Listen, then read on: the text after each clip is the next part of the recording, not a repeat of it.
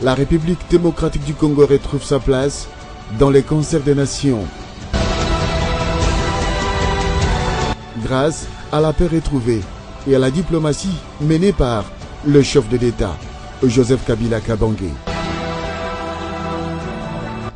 Vous savez tous où en était mon pays il y a à peine 13 ans.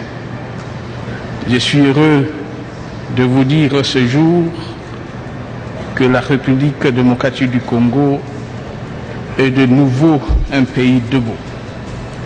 Un pays où la paix retrouvée se consolide chaque jour davantage.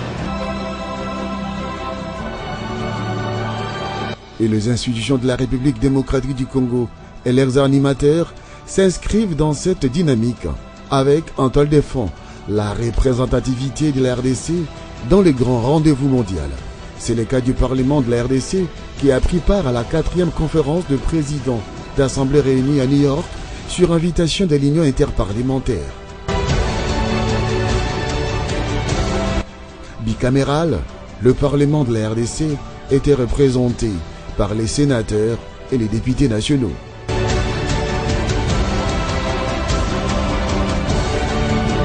Présent à cette rencontre, le président du Sénat, Léon Kengo-Wadondo, a prononcé un discours devant ses pairs en mettant l'accent sur la production des textes de loi devant contribuer à la lutte contre le réchauffement climatique.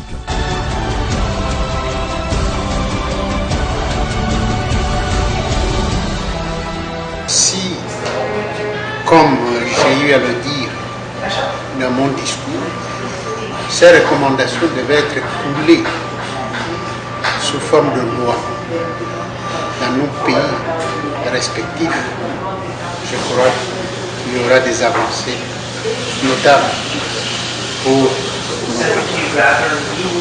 J'exprime le souhait que nous ne nous restions pas au niveau des recommandations, que chaque pays puisse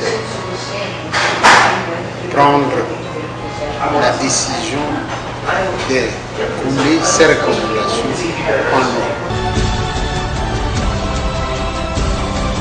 Siégeant à ces assises, en qualité du président de l'Assemblée parlementaire de la francophonie APF, Obebinaku, président de l'Assemblée nationale de la RDC, a présenté la vision de l'Assemblée parlementaire de la francophonie qu'il préside et démontré le passerelle de collaboration envisagé pour une bonne coopération entre les organisations. Au nom de l'Assemblée parlementaire de la francophonie, l'UIP et l'APF poursuivent les mêmes objectifs. Leurs démarches sont étroites. Par leurs efforts, elles n'ont cessé de contribuer au règlement de nombreuses questions d'intérêt planétaire.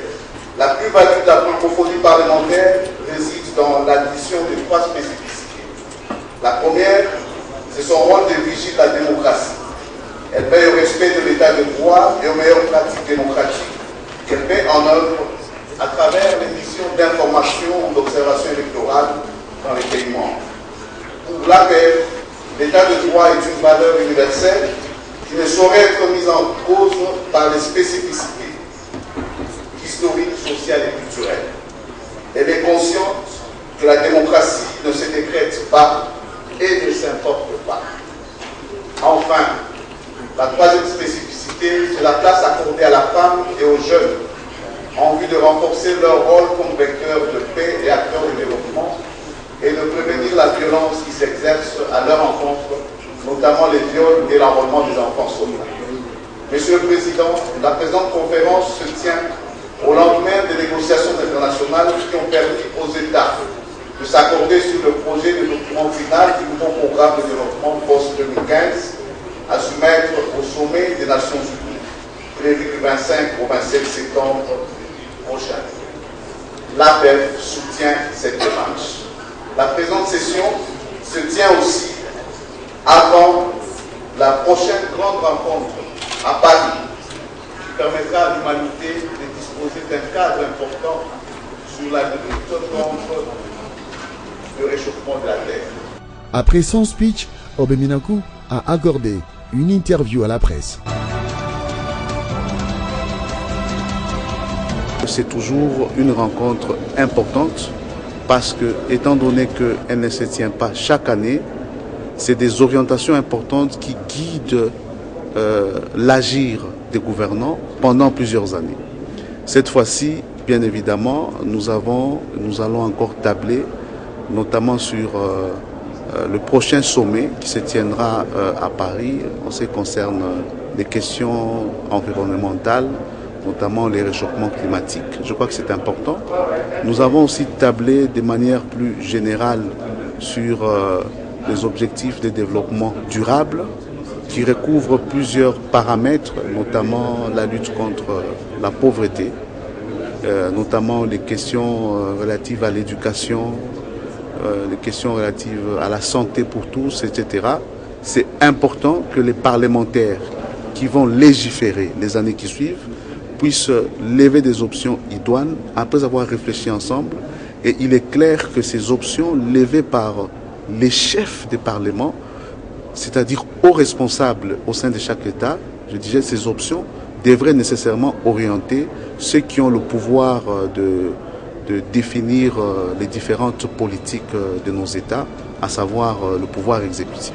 Au pays de l'oncle Sam, Obemina Koundiala Ndioko était accompagné par les députés de la majorité présidentielle et de l'opposition pour prendre part à ces assises. L'objectif principal, c'est de réfléchir ensemble pour faire des recommandations au niveau gouvernemental pour permettre que le nouveau déterminer les nouvelles idées que tous les gouvernements préparent au niveau de l'ONU puissent être mises en considération. La femme doit s'impliquer, la femme doit maintenant se mettre en valeur, s'impliquer. Et aujourd'hui, on ne doit pas attendre des cadeaux des hommes. Je pense que la femme doit aujourd'hui songer à être devant de la scène. En tout cas, moi, je pense que la femme est une bonne gestionnaire et qu'elle peut faire peut-être mieux qu'un homme. Dans une démocratie, il faut qu'il y ait une bonne collaboration entre l'exécutif et le législatif parce que nous tous, nous poursuivons que le bien-être de la population. Il ne devrait pas y avoir en principe cette rivalité-là de pouvoir. Mais je pense que si nous tous nous émergeons dans le même sens, en regardant dans la même direction, et que nous trouvons solution aux préoccupations de nos populations, donc nous tous nous sommes gagnants.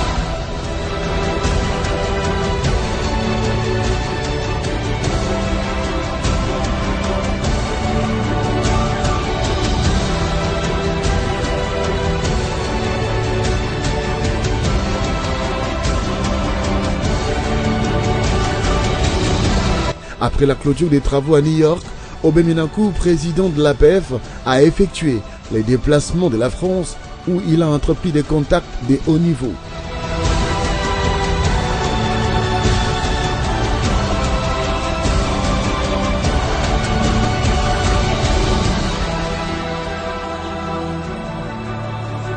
À Paris, Obemina Kou a conféré avec le secrétaire général de l'APF, Pascal Terrasse, ainsi qu'avec les personnels exerçant au siège du secrétariat général de l'APF. Question de communiquer la vision à ces derniers. Bon, il est clair qu'après avoir été élu président de l'Assemblée parlementaire de la francophonie, je devais venir échanger avec le secrétaire général parlementaire, le secrétaire général administratif et toute l'équipe qui organise nos travaux au jour le jour au siège de l'APF. Et c'est ce qui a été fait et j'ai remercié le secrétaire général parlementaire, Pascal, le secrétaire général administratif et toute l'équipe parce que réellement le travail est fait avec professionnalisme et dans toutes nos réunions, toutes nos rencontres, en amont, tout est préparé avec efficacité. Dans le cadre de la diplomatie parlementaire, le président de l'APF a été reçu en audience par le secrétaire général de l'Organisation internationale de la francophonie OIF, Michel Jean. Obemina Kou et Michel Jean se sont fixés sur les modalités de collaboration devant exister entre l'OIF et l'APF. Actualité politique oblige, Michel Jean a émis le vœu de voir le processus électoral en RDC contribuer à la stabilité et la paix dans la sous-région des Grands Lacs.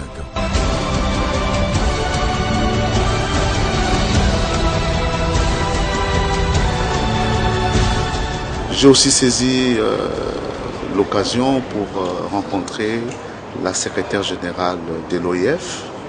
Là aussi, j'ai au nom de l'APEF remercié Madame la secrétaire générale pour l'appui incessant à l'APEF et pour son ouverture parce qu'elle est prête avec son équipe à travailler main dans la main avec l'APEF pour nous aider à mettre en œuvre le cadre stratégique qui a été défini depuis 2 ans maintenant par les parlementaires de la francophonie.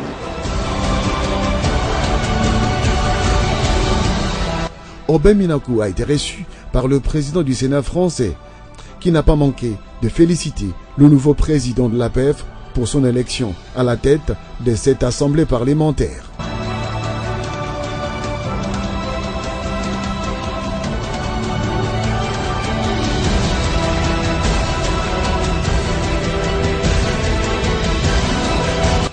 Autre audience, le président de l'APEF et président de l'Assemblée nationale de la République démocratique du Congo, Aubin Minakou, a été reçu par son homologue français.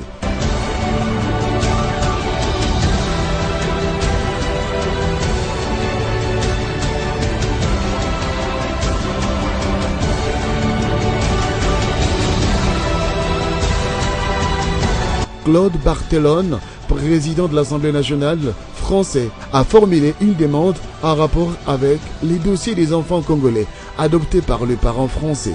Le président de l'Assemblée nationale, Claude Barthelone, a souligné l'influence qu'exerce la République démocratique du Congo dans l'espace francophone. À son tour, le président de l'APF, Aubin Minakou Njalandjoko, a remercié le parlementaire français pour leur implication aux travaux de l'APF et d'autres activités de l'Assemblée parlementaire de la francophonie. J'ai rencontré mes homologues, le président du Sénat, le président de l'Assemblée nationale de France. Et là aussi, il était d'abord question de remercier le Sénat, l'Assemblée nationale, parce que l'appui de la France à l'APF est clair. C'est un appui substantiel sur le plan humain, sur le plan financier. La sollicitude des institutions françaises est évidente, est établie. Il fallait nécessairement rendre hommage à ses collègues. Ensuite, nous avons échangé sur mes priorités en tant que président de l'APF.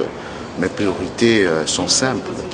Il s'agit de mettre en œuvre les axes du cadre stratégique avec méthode de façon efficiente. Et nous avons aussi échangé sur la collaboration, la mise en place des passerelles d'airain entre l'APF, les 2 chambres françaises et même avec l'OIF. Je suis satisfait de tous ces contacts et je suis sûr qu'avec l'appui de tous, nous allons davantage mieux travailler pour faire évoluer la mise en œuvre de nos valeurs francophones, nos valeurs universelles. À Paris, Aubin Minakou n'a pas manqué d'accorder l'interview à la radio internationale RFI.